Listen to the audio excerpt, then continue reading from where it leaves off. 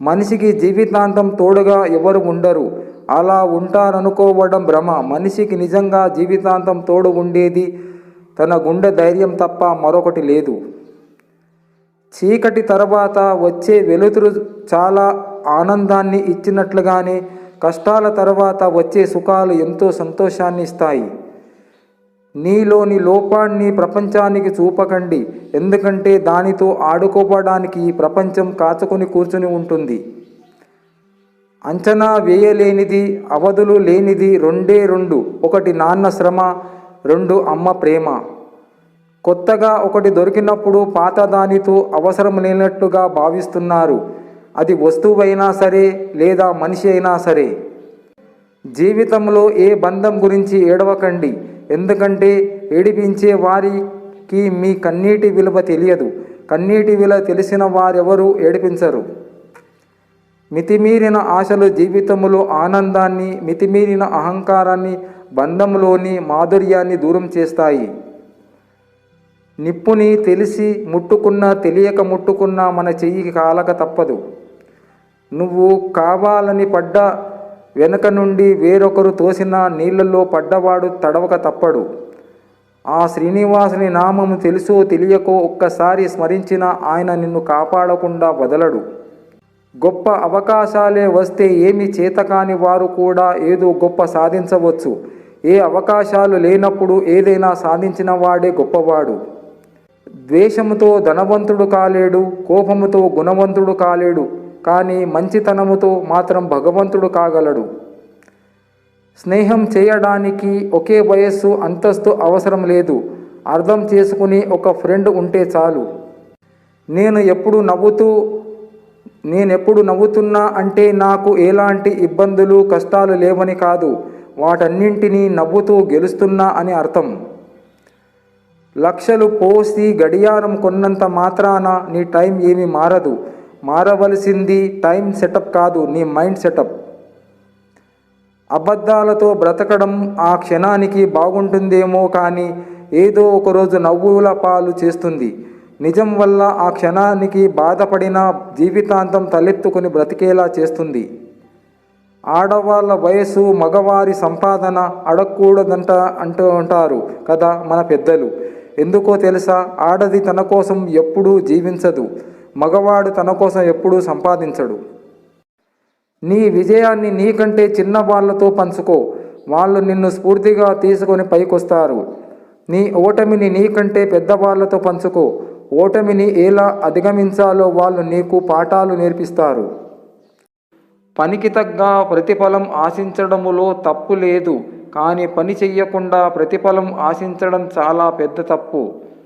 ఎవరితోనైనా మనస్పర్ధలు ఏర్పడినప్పుడు నీవే మాట కలిపి పరిస్థితులు చక్కబడేలా ప్రయత్నించు. చేసినా సాధ్యం కాకపోతే భగవంతుడికి వదిలేయి. భగవంతుడికి అర్పించవలసిన మనసును ప్రాపంచిక విషయములలో మునగనివ్వకు. నిన్నుగా నిజంగా ప్రేమించే వ్యక్తికి దండించే అధికారం ఉంటుంది. కుటుంబాన్ని మరిచినవాడు తన జీవితంలో ఎన్ని విజయాలు సాధించినా, ఎన్ని కోట్లు సంపాదించినా చివరికి ఒక మనిషిగా ఓడిపోతాడు, ఒంటరివాడు అవుతాడు. దారి చూపించేందుకు ఎవరు లేనప్పుడు నీ అనుభవమే నీకు మార్గదర్శి. జీవితమే శాశ్వతం కాదు, మరి జీవితంలోకి వచ్చే మనుషులు ఎలా శాశ్వతంగా ఉంటారు?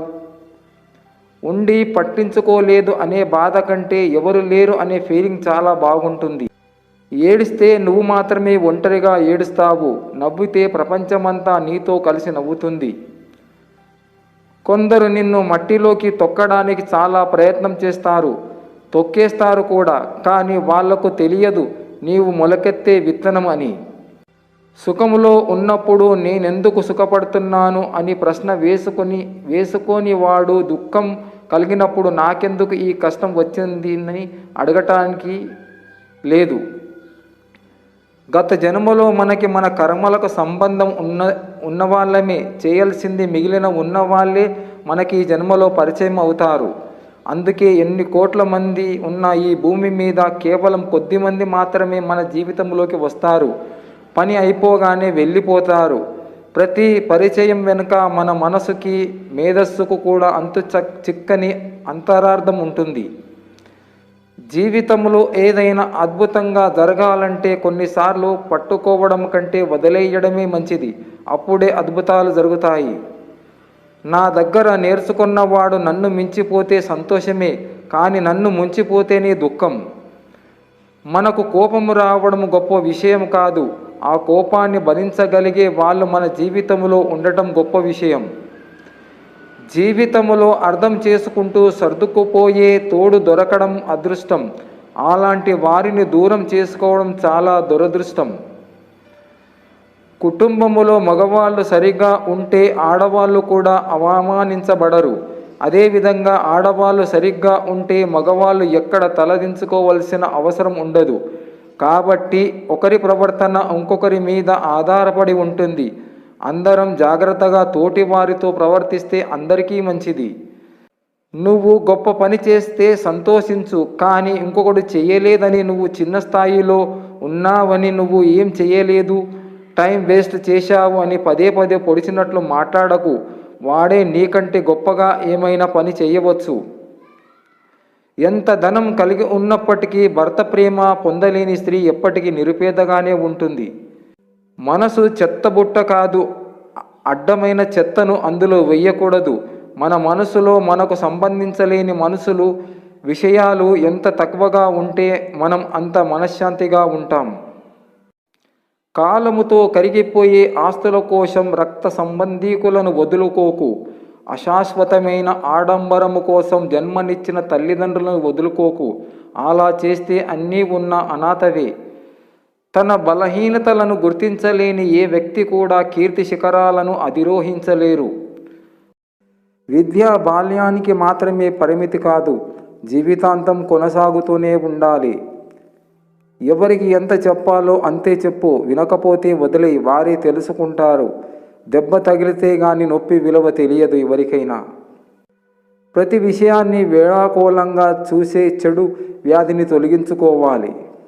మనిషికి ఎప్పుడైతే మనతో అవసరం తీరిపోతుందో ఆ క్షణమే మనతో మాట్లాడే విధానం కూడా మారిపోతుంది. ఇక్కడ చాలామంది జీవితాల్లో నటన మాత్రమే కనిపించింది.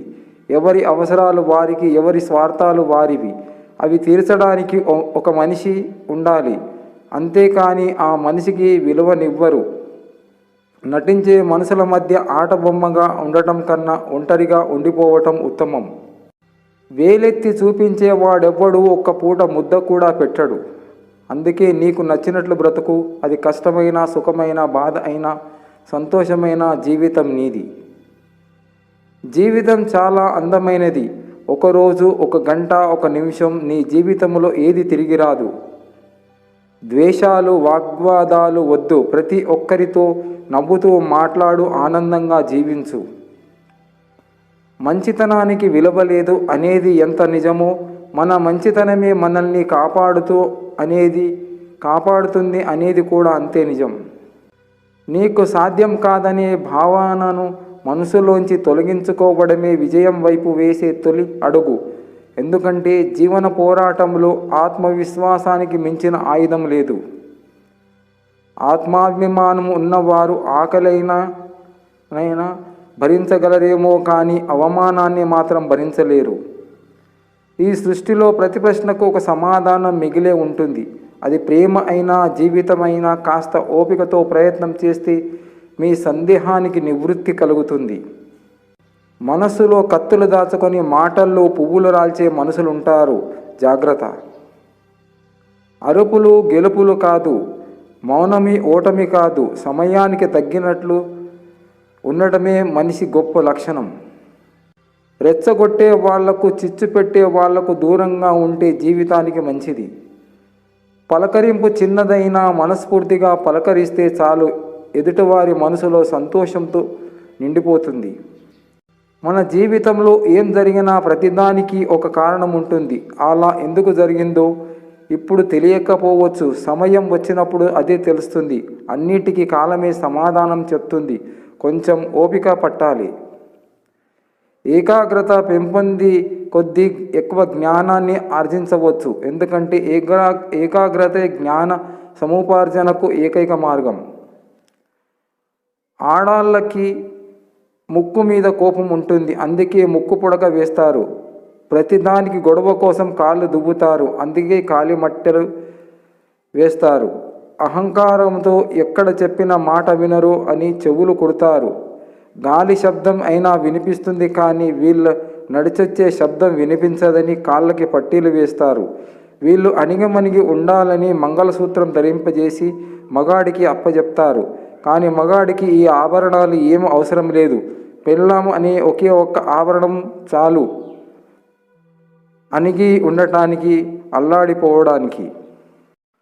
వెంటుంటాం అనేవాళ్ళు వెన్నుపోటు పొడుస్తున్నారు, తోడుంటాం అనేవాళ్ళు తొక్కేస్తున్నారు. అందరూ మన ముందర నటించే వాళ్ళే.